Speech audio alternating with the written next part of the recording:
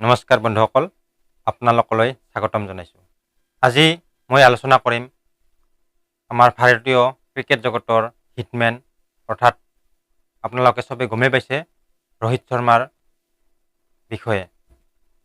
এইকেইদিন আপোনালোকে হয়তো ছ'চিয়েল মিডিয়া সঘনাই আপোনালোকে দেখি আছে যে ৰোহিত শৰ্মা হয়তো 19 তাৰিখে যিটো 19 জুলাই তাৰিখে লৰ্ডছত থাৰ্ড 3 নম্বৰ ODI মেটছখন আৰম্ভ হ'ব। তাৰ পিছতে সেইখন খেলেই অৱসৰ লোৱাৰ কথাটো আপোনালোকে হয়তো এইকেইদিন ছ'চিয়েল মিডিয়াত দেখিছে আৰু ভাইৰেলো হৈ আছে। কিন্তু এইটো কেৱল জল্পনাহে। কিছুমানে কৈ আছে যে ৰোহিত শৰ্মা হয়তো 2027 চনত হ'ব লগা ODI ৱৰ্ল্ড কাপত হয়তো চিলেকশ্যন নহ'ব পাৰে, যাৰ কাৰণে ৰোহিত শৰ্মাই লাষ্ট 19 জুলাইত হ'বলগীয়া থাৰ্ড ODIখনৰ পিছতেই অৱসৰৰ ঘোষণা কৰিব। কিন্তু BCCIয়ে তাৰ স্পষ্টীকৰণ এতিয়ালৈকে দিয়া নাই। ৰোহিত শৰ্মাৰ কেৰিয়াৰৰ কথা ক'বলৈ গ'লে তেওঁ বৰ্তমান যুগৰ আটাইতকৈ সফল বেটছমেন বুলি ক'ব লাগিব, কাৰণ তেওঁ ৱৰ্ল্ডৰ যিমানবিলাক ক্ৰিকেটাৰ আছে দ্বি-শতক 3বাৰ কৰিছে। লগতে তেওঁ 264 ৰানৰ অৱদান ভাৰতবৰ্ষক দি গৈছে, অকলে 264 ৰান।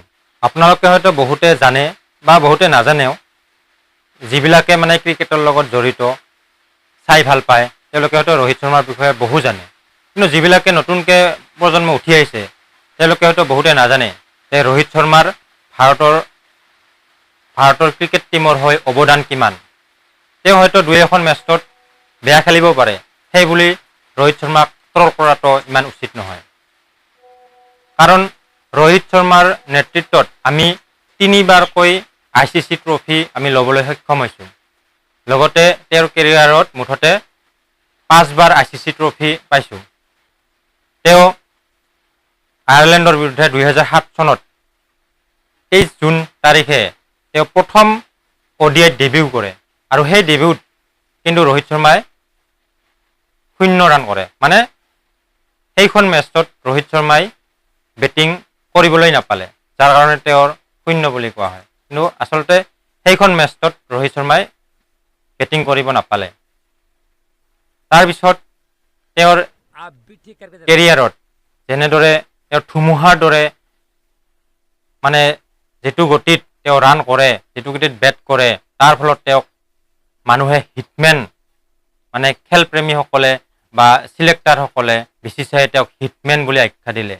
আৰু 2007 চনতে 19 ছেপ্টেম্বৰত তেওঁ T20 দলত ডেবিউ কৰে, প্ৰথম ডেবিউ। আৰু প্ৰথম ডেবিউতে তেওঁ অৰ্ধশতক ৰান কৰে, সেইখন মেটছত 50 ৰান কৰে, কিন্তু তাত তেওঁ আউট নোহোৱাকৈ থাকে, অপৰাজিত যাক কোৱা হয়।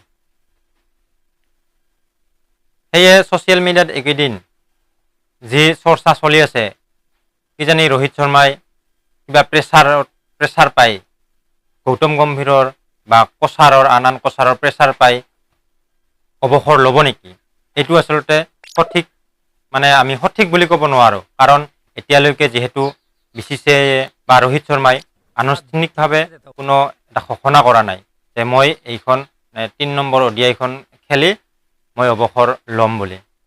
সেয়ে হয়তো আমি ভাবোঁ যে ৰোহিত শৰ্মাই আগন্তুক 2027 চনত আহিবলগীয়া ICC ODI ট্ৰফিত ৰোহিত শৰ্মাই সুন্দৰ খেল দেখুৱাওক, লগতে আমাক আকৌ ICCৰ এটা ট্ৰফি ৱৰ্ল্ড চেম্পিয়ন আমাক বনাই আমাৰ যিটো গৌৰৱ, আমাৰ যিটো বৰ্তমান হাবিয়াস আমাৰ এটা অভ্যাসত পৰিণত হৈছে যে আমি ICC ট্ৰফি আনিবই লাগিব।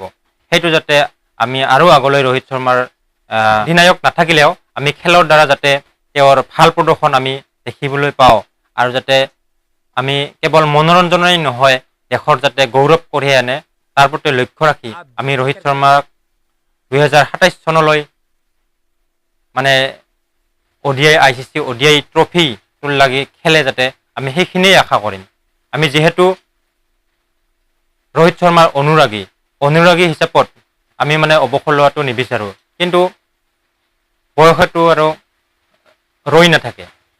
যিহেতু ইতিমধ্যে T20 আৰু টেষ্ট মেচত ৰোহিত শৰ্মাই ইতিমধ্যে অৱসৰ গ্ৰহণ কৰিছেই। যদিও বা ৰোহিত শৰ্মাই অৱসৰৰ কথা ঘোষণা কৰে, তথাপিও আমি ৰোহিত শৰ্মাক আমি কেতিয়াও নাপাহৰোঁ। তেওঁৰ যিবিলাক অৱদান আমাৰ ভাৰতবৰ্ষৰ ক্ৰিকেট টীমৰ হৈ যিবিলাক অৱদান দিছে, সেইখিনি উঠি অহা ক্ৰিকেট খেলুৱৈসকলে বা ক্ৰিকেট প্ৰেমীসকলে সেইখিনি মানে আয়ত্ব কৰিব লাগে। আপোনালোকে নাভাবিব যে ৰোহিত শৰ্মাই অৱসৰ ল'বই, কিন্তু এইটো যিহেতু আনুষ্ঠানিক ঘোষণা নহয়ে, ছ'চিয়েল মিডিয়াত মানে বাতৰি কাকত বা অন্য কিছুমানত খবৰ এনে বিয়পিছেহে, কিন্তু আচলতে এইটো সত্য তথ্য নহয়। গতিকে আপোনালোকে চিন্তা নকৰিব।